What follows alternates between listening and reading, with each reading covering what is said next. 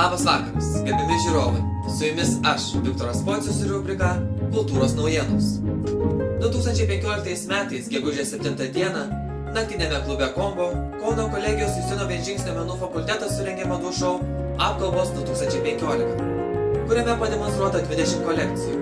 Darbų autoriai – jauni kūrėjai iš Lietuvos ir užsienio, Latvijos ir Kipro aukštųjų mokyklų. 17 kartą rengiamas šou suteikia erdvę naujiems, mažiau visuomenėje žinomiems dizaineriams pristatyti kūrybą mados gurmanų teismui.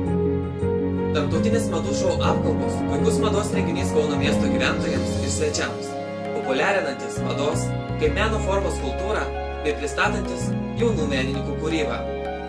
Apkalbos organizatoriai siekia atrasti naujus mados srities talentus, paskatinti juos platesnei veiklai, populiarinti originaliąją vienetinių kūrinių madą Lietuvoje, ugdyti stilingą visuomenę. Apkalbos 2015 šiemet kaip ir kasmet pritraukė nemažai smalsuolių bei aukštosios mados kritikų įvertinti jaunųjų dizainerių kūrybą.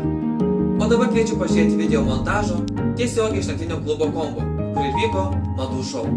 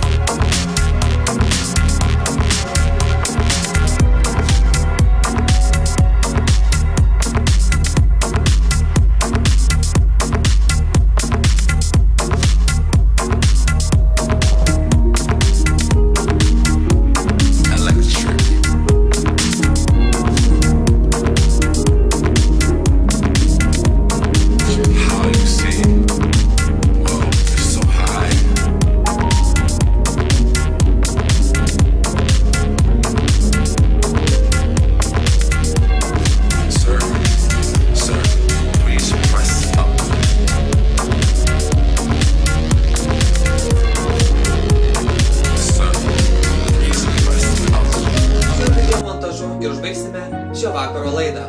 Ačiū už dėmesį, gerbiami žiūrovai. Su jumis buvau aš, Viktoras Pocius ir rubrika Kultūros naujienos.